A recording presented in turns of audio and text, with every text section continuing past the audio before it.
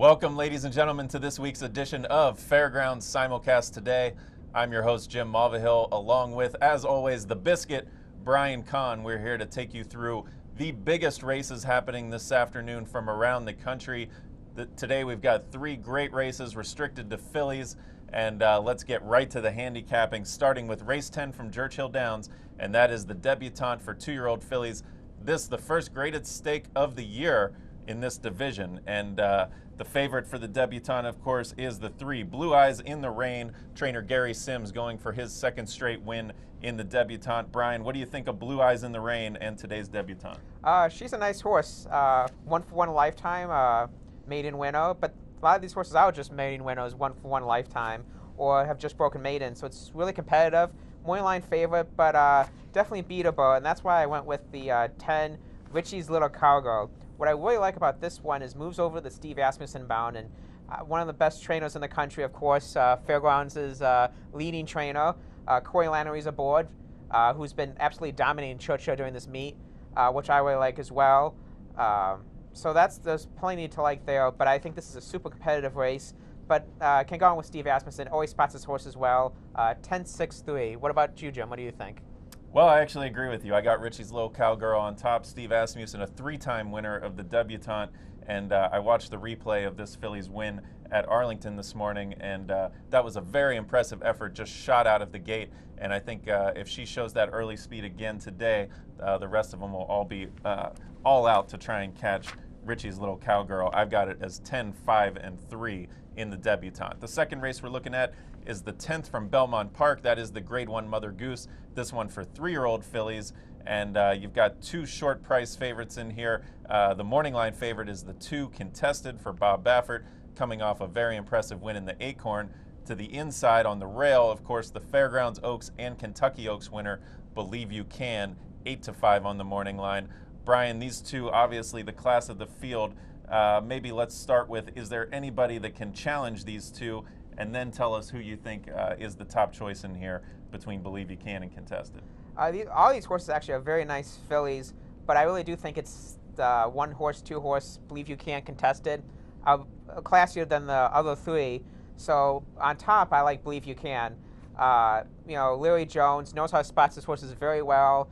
After winning the Kentucky Oaks, took a little bit of a break, is coming back to this race, and this was always, ever since winning at Churchill in the Kentucky Oaks, this was going to be the next spot for her. So she's got plenty of time to rest and get ready for this one. I like that bullet workout in June at Churchill, and ran a good workout last time there at Belmont. So 2 good routes coming up to this. 3 or 4 this year, as you said, the Fairgrounds Oaks and Kentucky Oaks. She's a very classy horse, Rosina Pravnik aboard. Definitely like Believe You Can on top. Contested, very nice filly as well. I'm excited to see this race. I think these are 2 classy fillies, and I'm excited to see what they do the rest of the season, because these might be battling for best 3-year-old filly of this year for the Eclipse Awards. So this might be a Eclipse Awards kind of preview race. But I like 1, 2, and then 3 for third. I think 3 can come up there and catch a bit of the money there for the top 3. What about you? Well, I actually gave the edge to Contested. I certainly can't fault anybody for liking Believe You Can. How could you? But with her down on the rail, in the races that she's won on the rail, she actually did get some breathing room in the middle of the race, kind of opened up enough of a lead to run relaxed on the lead. But I don't see that happening today. Contested is going to be pressuring her from the outside from the very beginning.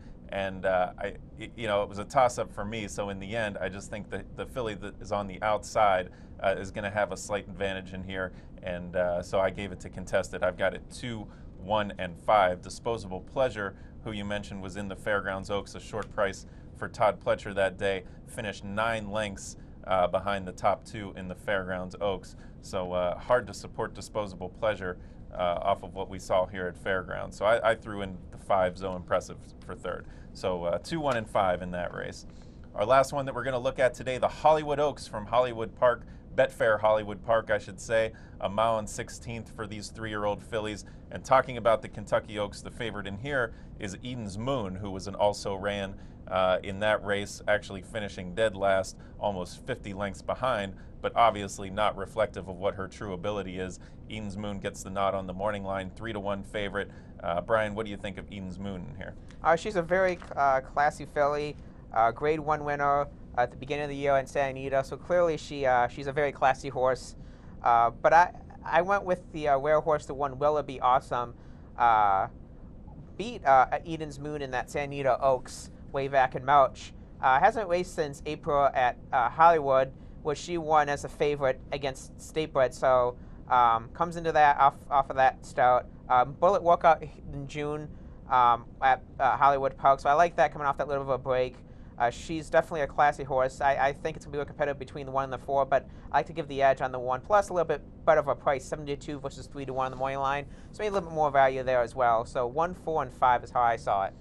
All right, I actually went for a little bit more of a price with the number 6 Potesta, who some might label a wise guy type of horse in here. I saw Mike Watchmaker saying that this morning, but maybe the wise guys will come through this time. I'm a big fan of trainer Mike Mitchell, and you see his stats in the relevant categories here just through the roof, not having a huge Hollywood meet, but we're talking about a trainer with over 2,500 career wins, one of the top active trainers out there. And Potesta won very big last time out, an 11.5 length maiden winner over this same racetrack. And regardless of what type of race you're talking about, an 11th length winner, that is a drubbing. I think this 3-year-old filly could step up and perhaps establish herself as one of the top fillies in the country today. Perhaps the type that could challenge Believe You Can later down the road in that 3-year-old filly division that's looking to be very high quality this year. There's your 3 races on Fairground Simulcast today. For me, it was 6, 1, and 4 in the Hollywood Oaks. Brian, your top 3 in the Hollywood Oaks? It was 1, 4, and 5. 1, 4, and 5. We'll be back here next week around noontime to take you through the best races from around the country. Good luck and happy wagering.